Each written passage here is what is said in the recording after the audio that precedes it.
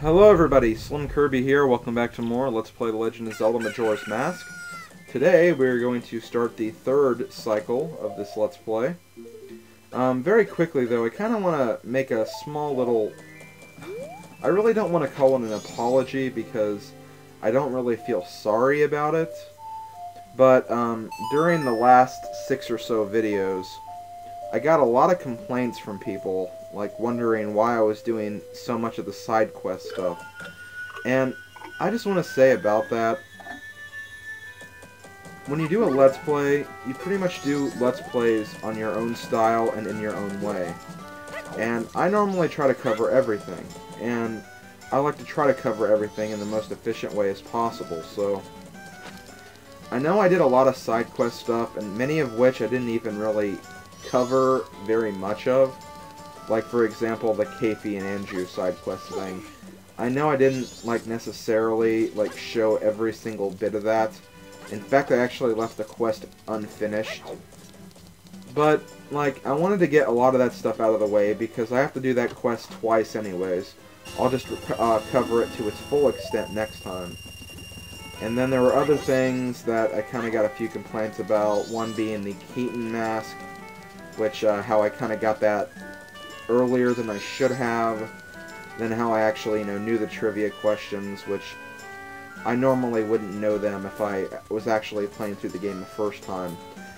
And I understand, like, some of your guys' objections, because that is kind of, like, I really don't want to say it's unfair, but it does kind of, spoil the game a little bit when you have someone who's actually, who knows what they're doing.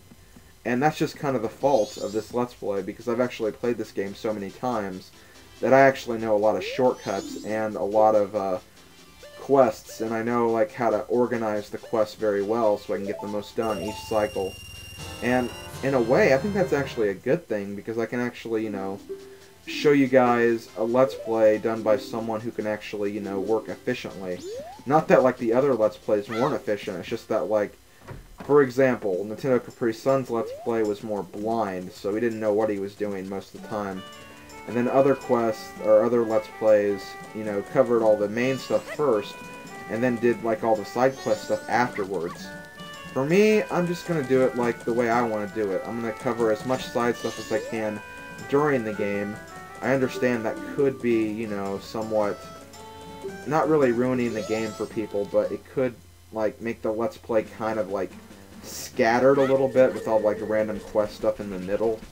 But that's the way I play the game, and I'm pretty set on keeping this Let's Play based on how I would normally play the game.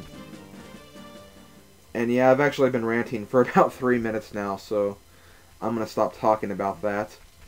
Here we have a little cutscene where Tattle is going to remember a time when she and her brother first met the Skull Kid, and how they first became friends, which is a nice little story. The gist of it is the Skull Kid was very lonely, people were mistreating him, and he was just, very lonely, and the fairies found him, and they became his friend, gave him confidence, and after that, the Skull Kid got a lot more confidence. Unfortunately, he got a little too caught up in all the tricks and games he would play with the fairies, which eventually led to the Majora's Mask being stolen from the mask salesman, which is pretty much how the Skull Kid got involved with all this evil stuff around him.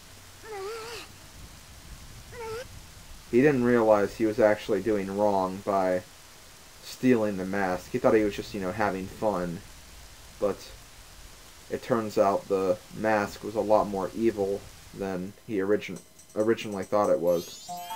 Something like that. As you can see right now, they're all playing. They're playing hide-and-go-seek. They're just having a good time, which is nice. And now they're drawing on the tree. I love how the fairies are drawn. They're just like little dots with tails, almost.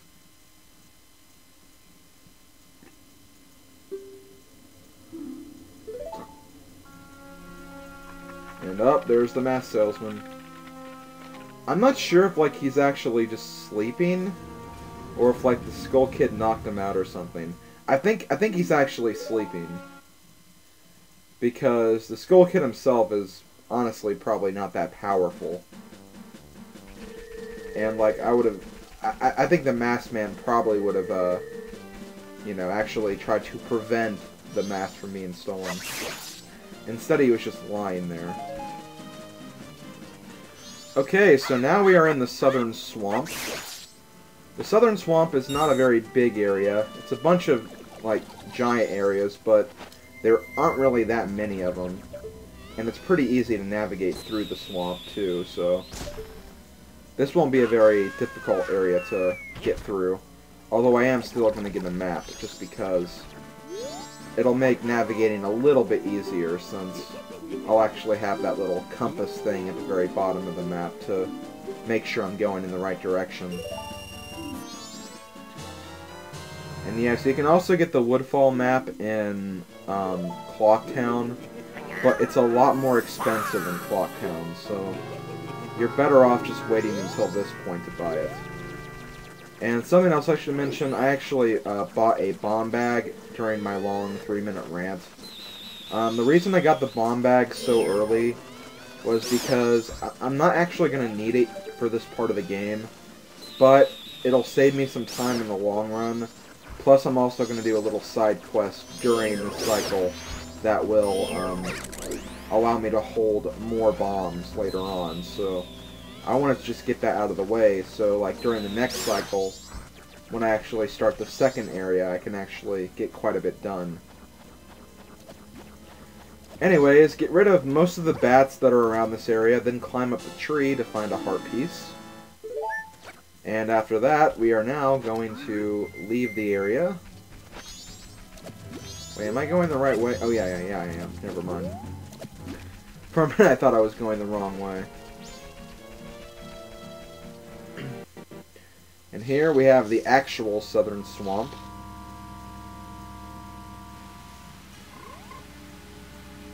Hey, look, a frog. And yes, those frogs will actually have some relevance to the game later on. If you slash this bush right here, you can find a Deku Stick.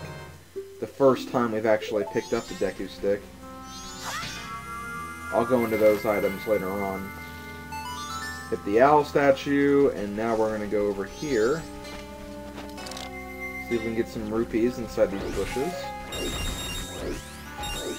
And since there's only one building over here, we might as well go up here and see what the big thing about the swamp is. Seems to be a boat right there. And we also have a business scrub over here. He sells magic beans to Deku Scrubs. So if you're a Deku Scrub, you can actually get some magic beans.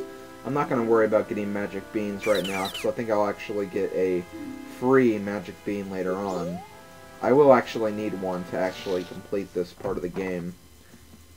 Which again, I'll show you why later. Blimey, where is he? That spoiled child off playing hooky again. A child his age has no business searching for fairies. Okay, so he hosts the pictograph contest. Unfortunately, we don't have a pictograph box, so we can't actually participate just yet. We'll get a pictograph later.